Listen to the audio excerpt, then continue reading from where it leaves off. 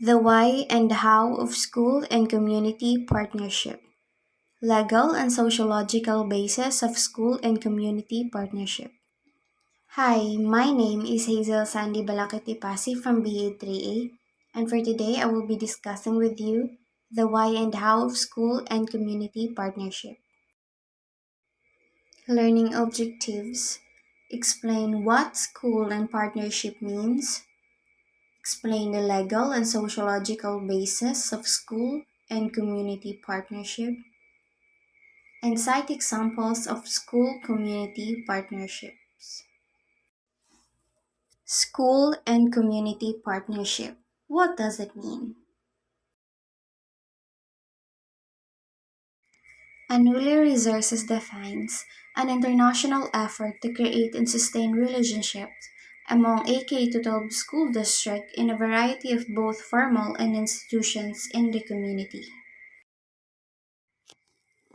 Family, school, community partnerships are shared responsibility and reciprocal process whereby school and other community agencies and organizations engage families in meaningful and culturally appropriate ways, and families take initiative to actively supporting their children's development and learning.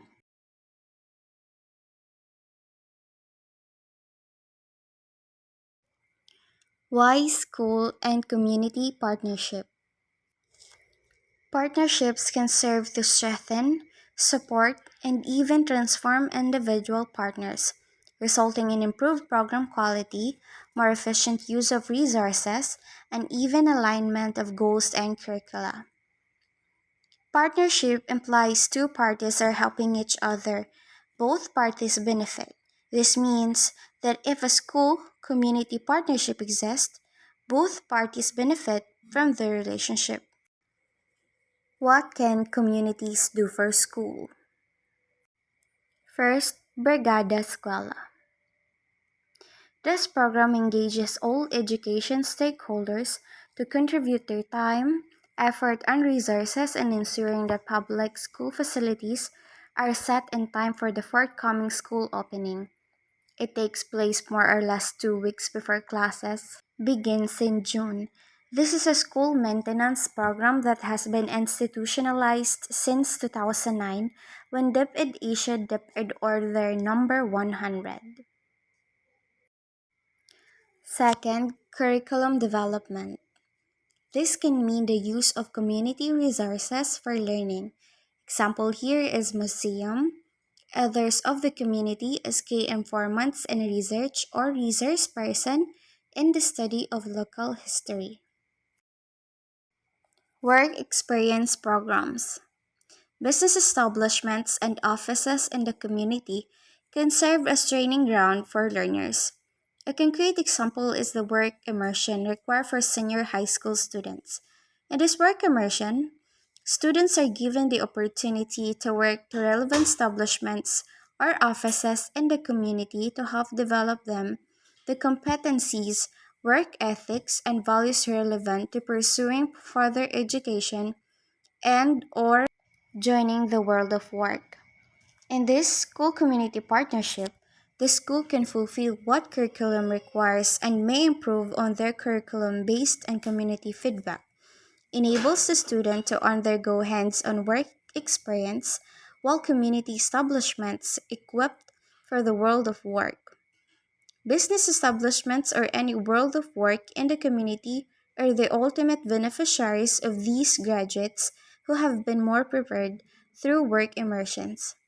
Some schools call this service learning since it actively involves students in a wide range of experiences which benefit students and the community at the same time, fulfilling the requirement of a curriculum.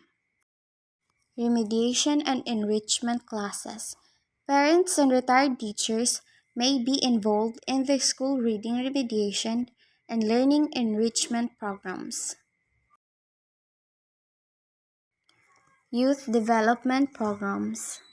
The young may involve themselves in youth development programs and develop their skills and talents, learn how to deal positively with peers and adults, and serve as resources in their communities. Community service. Examples of community service are students participating in tutorial programs, cleanup drive for a river, assisting in medical mission, school head involved in planning local celebrations, teacher managing programs, projects, activities, school band playing in fiesta parade.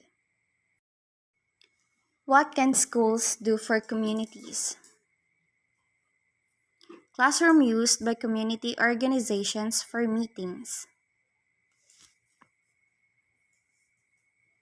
School used as a polling place and venue for medical mission, which it may co-sponsors with the Rural Health Unit.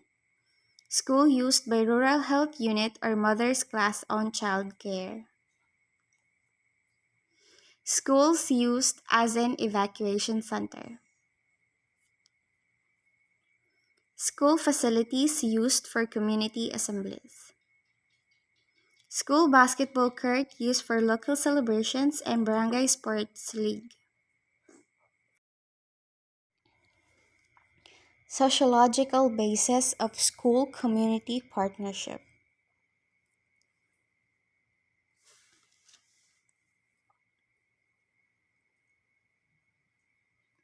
The functionalist theory states that institutions must perform their respective functions for the stability of society. Other institution must come in if one institution fails to do its part for society. The school cannot do it all. It takes a village to educate a child. So goes the African proverb. It has to work in partnership with other institutions in the community, such as the church, government organizations, and non government organizations. With the breakdown of families, school face greater challenge in educating the young. The rearing and education of the child is the primary obligation of parents. The school, the church, and other social institutions come in to assist parents and families to fulfill their irreplaceable obligation.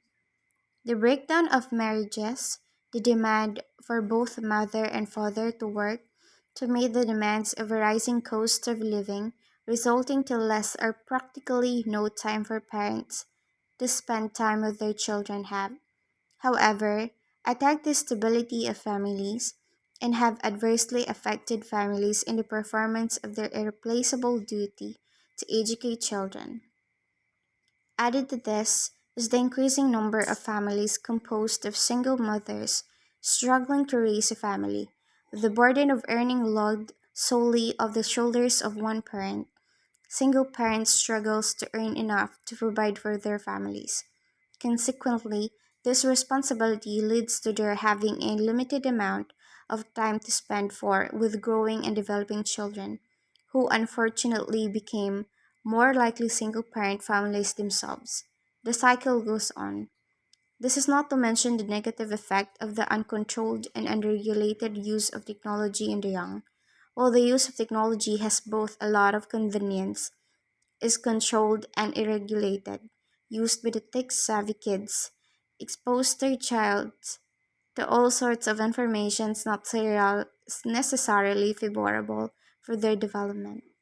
So families, school, and other social institutions need to work together to save the youth.